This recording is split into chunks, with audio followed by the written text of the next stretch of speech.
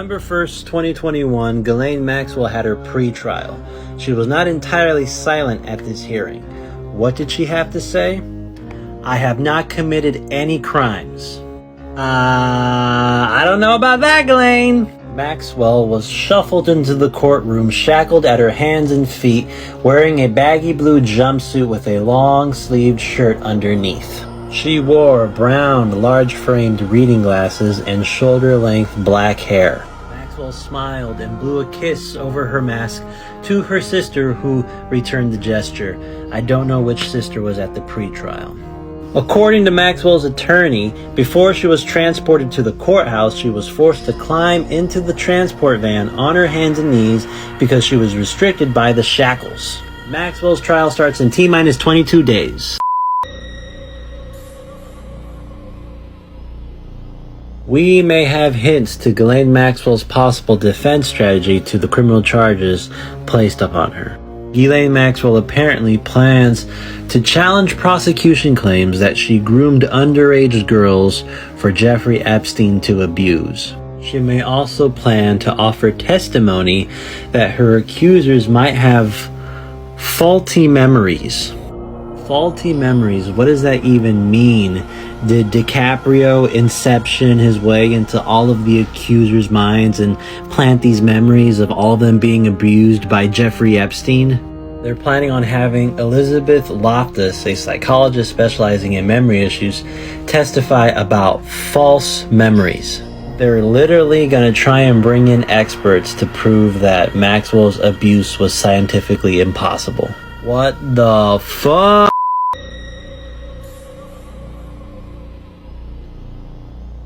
Everyone's favorite madam, Ghislaine Maxwell, has been denied bail for the 4th time. The reason for her being denied bail is the same reason why she's been denied bail a whole bunch of other times. The judge is afraid that Ghislaine's gonna make like a bug and flee. Along with being denied bail, Judge Allison Nathan said that Ghislaine would be transported from her Brooklyn federal jail cell to her trial in a way that is humane, proper, and consistent with security protocols. This comes after Ghislaine Maxwell's legal team has stated over and over again that she has been mistreated while she's been in jail. The jury selection for Ghislaine's trial, which starts November 29th, is still ongoing, and if she is found guilty, she faces up to 80 years in prison.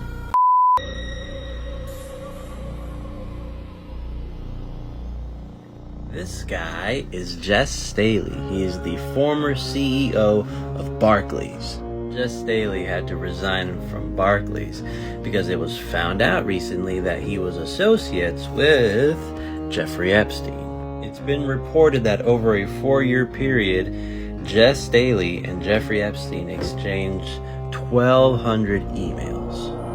Some of those emails contained mysterious terms like Snow White. The emails were sent between 2008 and 2012, and they allude to a close personal relationship that the two had. In 2009, Jes Staley visited Epstein while he was serving his prison sentence in Florida. Staley sailed to Epstein's island in 2015, and previously, Staley let Epstein mentor one of his daughters. Jury selection for Ghislaine Maxwell's trial has started. On Tuesday, November 16th, Ghislaine Maxwell sat as Judge Allison Nathan questioned prospective jurors about the case in Thurgood Marshall U.S. Courthouse in Lower Manhattan. The 2 key questions that have been asked to prospective jurors: are you familiar with Ghislaine Maxwell and Jeffrey Epstein? And if so, with your knowledge, can you remain an impartial juror? Jury selection for this case is expected to take a while. Man, I'm just imagining myself as one of these prospective jurors. The judge asking me questions and me being like, I thought it was pronounced Ghislaine. Here we go, people. It's showtime.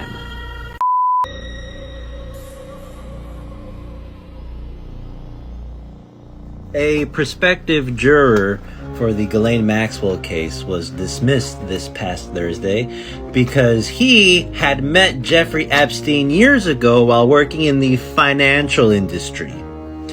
It's a small world after all. The prospective juror, who was not identified, told Judge Allison Nathan that he works as an arbitrator and was introduced to Epstein by a colleague who was setting up an investment fund.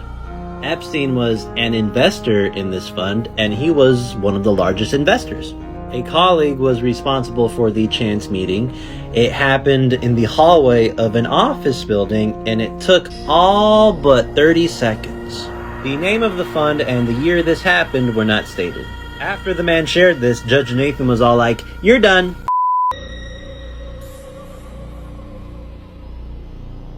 Not gonna lie, you guys, I was gonna make a video about something completely different, but then I saw this picture and I was all like, what the fuck? This picture is gonna make so many people's heads explode. This is apparently a picture of Jeffrey Epstein and Ghislaine Maxwell being blessed by Pope John Paul II in 2003. Now, is this picture legit? Well, flight logs reveal that Epstein used his Lolita Express to fly from Rome to Madrid in May 20th of 2003. So yeah, this picture could be legit. The source, who I am assuming leaked this picture to The Sun, says that this picture shows just how far-reaching Epstein's connections really were.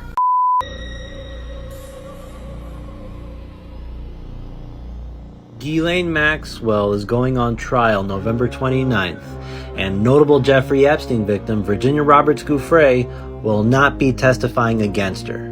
It is not known why she will not be testifying against Maxwell.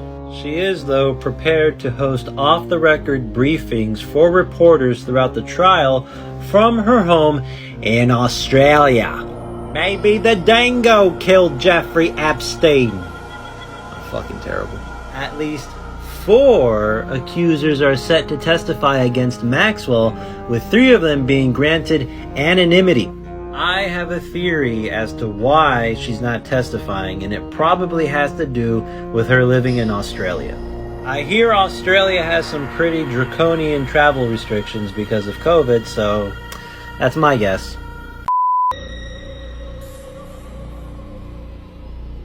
No wonder the New York Times is putting out shit like this, just in time for Ghislaine Maxwell's trial. In new records obtained by the New York Times, Jeffrey Epstein told psychologists that he had no intention of killing himself.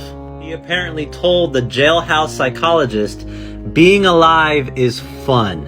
After his bid for a single cell was rejected, Epstein reportedly told the psychologist through a smirk, "Why would you ever think I would be suicidal? I'm not suicidal, and I would never be." Epstein told staff that he was Jewish and suicide was against his religion. And besides that, he was optimistic that he would get off.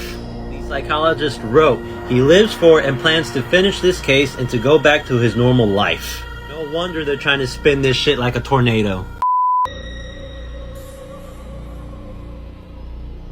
Tell me, what do the Revolution and Ghislaine Maxwell's trial both have in common?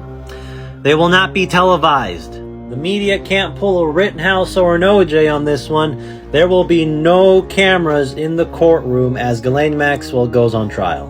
We got the fucking fact checkers out here pointing out, while some state and local courts in the US allow live broadcasts of certain proceedings, federal courts largely do not.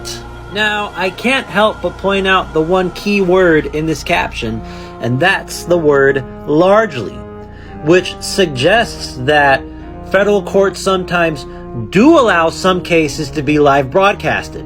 So why not this one? This seems like one of those notable exceptions. I mean, the Madam of the Elite goes on trial? You guys got me sounding like Joe Biden. Come on, man!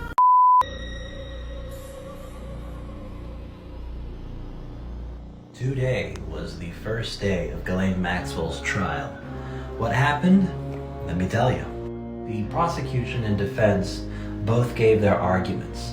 The prosecution said that Ghislaine Maxwell was an integral part of Jeffrey Epstein's system of sex trafficking young girls. The defense's argument is that Ghislaine Maxwell is going on trial because Jeffrey Epstein is dead. Her trial is a proxy one. She is innocent, and all of Epstein and Maxwell's victims are suffering from contaminated memories, whatever the fuck that means. One of Epstein's pilots, Larry Visosky, testified, and he said that Epstein was always traveling, and the one that was managing Epstein's homes and travel was none other than Ghislaine Maxwell.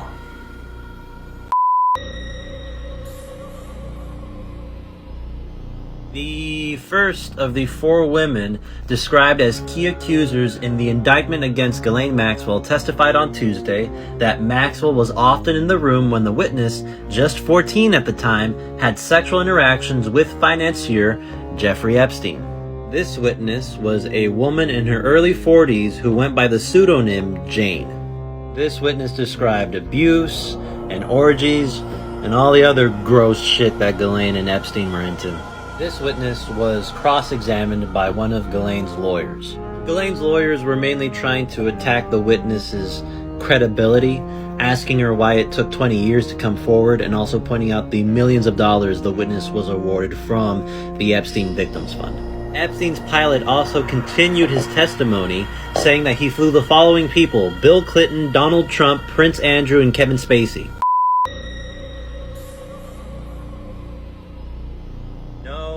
This isn't Shredder, this is Ghislaine Maxwell, and this is what happened on the 3rd day of her trial. The cross-examination of the victim known as Jane continued. Basically, Ghislaine Maxwell's defense continued their assault on Jane's credibility. Jane is apparently an actress who's been on multiple TV shows, and Ghislaine Maxwell's defense were asking her, "Are you acting right now?" Maxwell's lawyers were trying their best to convince the jury by saying like, "Oh, this is just another performance."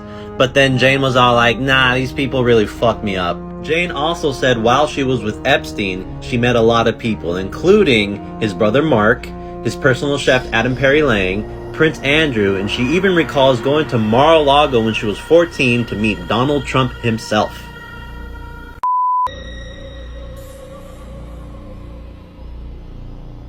This sketch of Ghislaine Maxwell is pretty scary, huh? Yikes! In day 4 of Ghislaine Maxwell's trial, Epstein's former housekeeper Juan Patricio Alessi testified. Alessi said he saw Jane, the woman who testified the day before, and Virginia Roberts Giuffre frequent the mansion in Palm Beach frequently. These 2 women, of course, have accused Epstein and Maxwell of sexual abuse. Alessi said that there were many young girls at Epstein's mansion in Palm Beach. They always lounged by the pool, topless most of the time.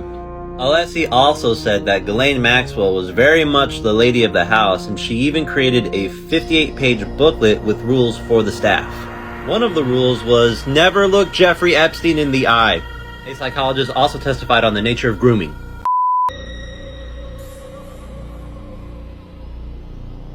What you see there is a massage table that was used by Jeffrey Epstein. It was taken in, set up for the jury to see on day 5 of Ghislaine Maxwell's trial. A police officer testified that investigators seized records, computers, and sex toys from Epstein's Palm Beach mansion. Photos of these items were shown to the jury. Jurors were also shown police videotape of the Palm Beach mansion that captured images of nude photos on the walls. Ghislaine's lawyers cried objection to this, saying that the prosecutors were trying to unfairly depict Epstein's home as a domicile of debauchery. I don't know, I think that's an accurate way of describing Epstein's Palm Beach mansion. Epstein's former housekeeper, Juan Patricio Alessi, also returned to be cross-examined by Ghislaine's lawyers. To be continued.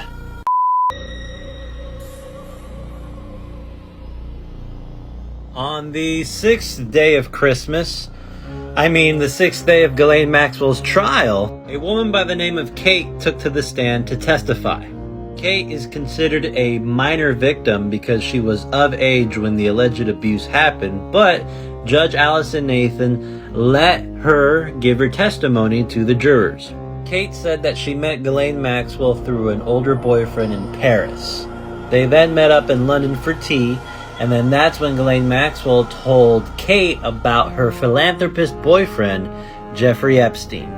Kate then started working with Epstein and Maxwell after they promised to help her with her music career.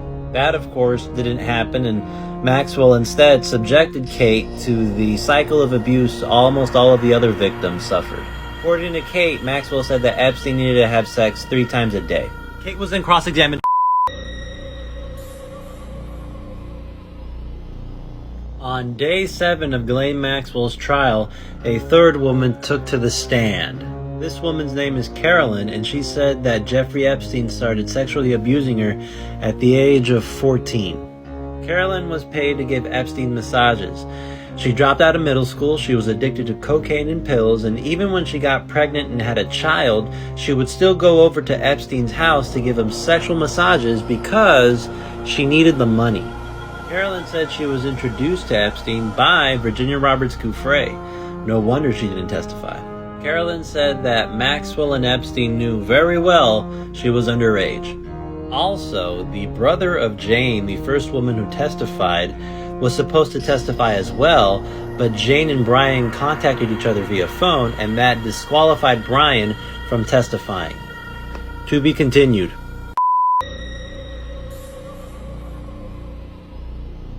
This is what happened in day 8 of Ghislaine Maxwell's trial.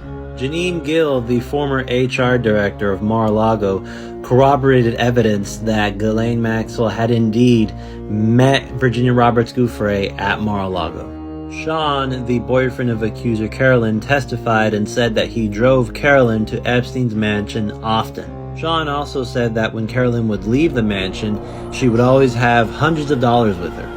Nicole Hess, a woman that worked for Epstein and Maxwell part-time, testified and provided evidence that corroborated Carolyn's testimony. And the second of Epstein's pilots, David Rogers, provided flight log evidence that showed that many of Epstein's accusers flew with him frequently. Basically, lots of people were brought in to bolster the stories of Epstein's accusers. To be continued.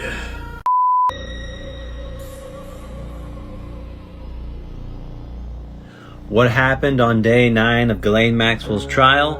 Nothing. Judge Allison Nathan adjourned the trial at 10:30 because one of the lawyers was sick. Since nothing happened in court, what I'm going to do instead is cover some sketch-ass pictures that have come out of this trial. This first picture I'm going to show you is not for the faint of heart. Viewer discretion is advised. This next picture is of Jeffrey Epstein and Ghislaine Maxwell chilling at the Queen's Balmoral Lodge in Scotland. La-di-da-di-da-di-da. My account didn't get banned again, huh? And check out this sketch of Ghislaine Maxwell from the trial. Notice that she's drawing the courtroom sketch artist herself and looking straight at her. This shit is creepy as fuck. This is some Hannibal Lecter, I'm gonna eat your liver shit right here.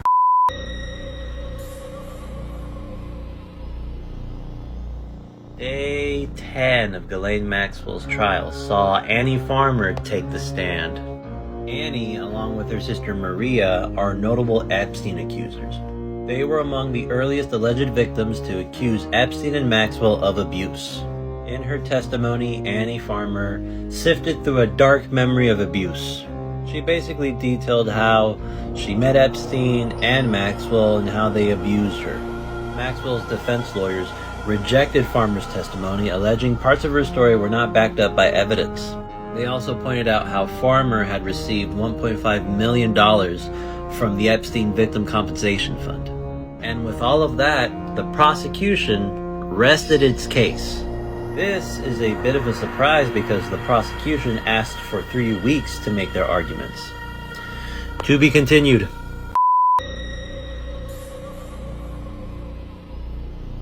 After 10 days, Ghislaine Maxwell's prosecutors rested their case. Ghislaine Maxwell's defense are expected to make their arguments this Thursday. Here's my overall analysis of the trial so far.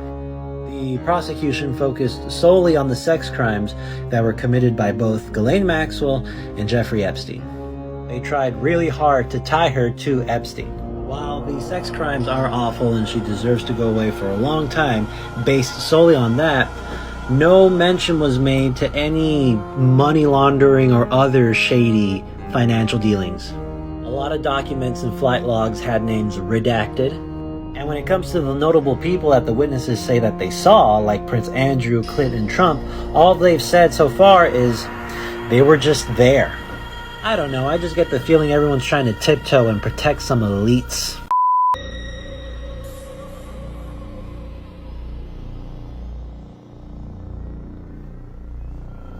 This is an article that was put out by The Atlantic about a week ago. It's an article that states that the child sex trafficking epidemic isn't really an epidemic and all the hysteria around it is unwarranted. My, what a strange article to publish while Ghislaine Maxwell is going on trial. This is Laurene Powell Jobs. She's the widow of Steve Jobs and she owns a majority of The Atlantic. And this is Laurene Powell Jobs hanging out with Ghislaine Maxwell. Poolside.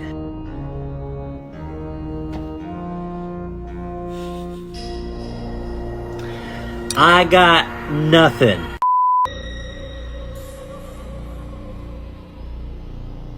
Day 11 of Ghislaine Maxwell's trial was the first day that Ghislaine Maxwell's defense got to argue their case. The witnesses that Ghislaine Maxwell's defense calls to testify will not be anonymous. Kimberly Espinoza was called to testify first, and she worked for Maxwell between 1996 and 2002. Kimberly Espinoza described Ghislaine Maxwell as Epstein's estate manager. She described Maxwell as demanding but fair.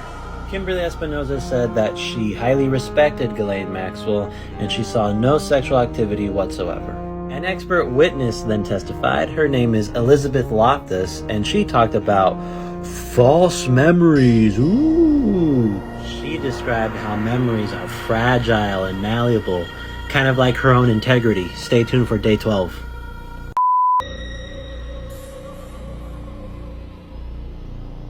This is what went down on day 12 of Ghislaine Maxwell's trial. Two witnesses were called. One of them was Jeffrey Epstein's ex-girlfriend. Ava Anderson Dubin, Jeffrey Epstein's ex-girlfriend, said that she dated Epstein between 1983 and 1991 and she saw no sexual abuse whatsoever. Another woman named Michelle Healy also testified, saying that she saw no sexual abuse herself and was also not part of any group sex. These two witnesses testified to discredit another witness, Jane, who was brought in by the prosecution. Jane said that she was involved with group sex with a woman named Ava and Michelle. The judge then asked Ghislaine if she wanted to testify, and she said no. And that was it. The defense rests.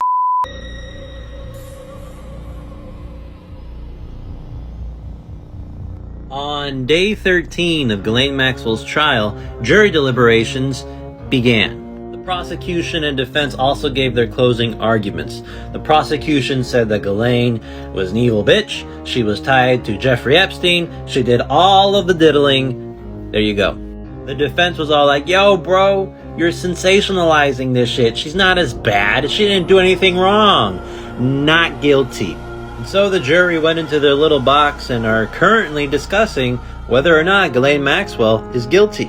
On day 14 of the trial, jury deliberation continued, and the jury actually gave the judge a note. The jury was requesting the transcripts of the accusers Annie Farmer, Carolyn, and Jane. They seem to want to focus on that. Or they're trying to wrap this up before Christmas, aren't they?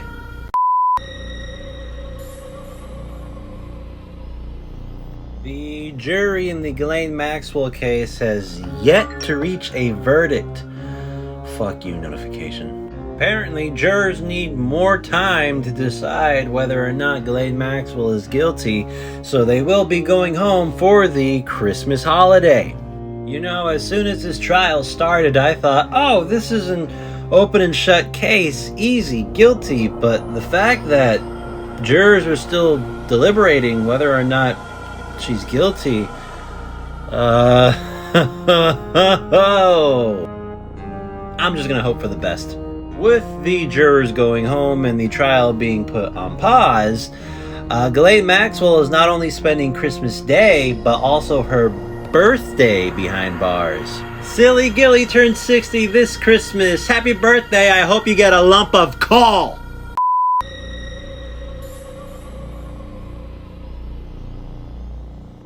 While Ghislaine Maxwell's in the pokey right now and we're waiting to see if she's guilty, let's talk about Prince Andrew. Thanks to Virginia Roberts Giuffre and her lawsuit, Prince Andrew may be going to court himself. If the case isn't dismissed altogether, Giuffre's lawyers say that they might be looking to depose Meghan Markle herself.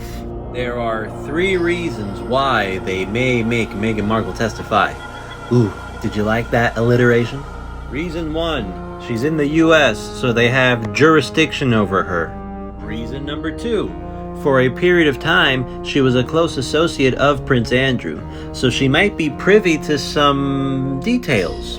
And reason number 3, according to Giuffre's lawyers, she's someone who they can count on to tell the truth.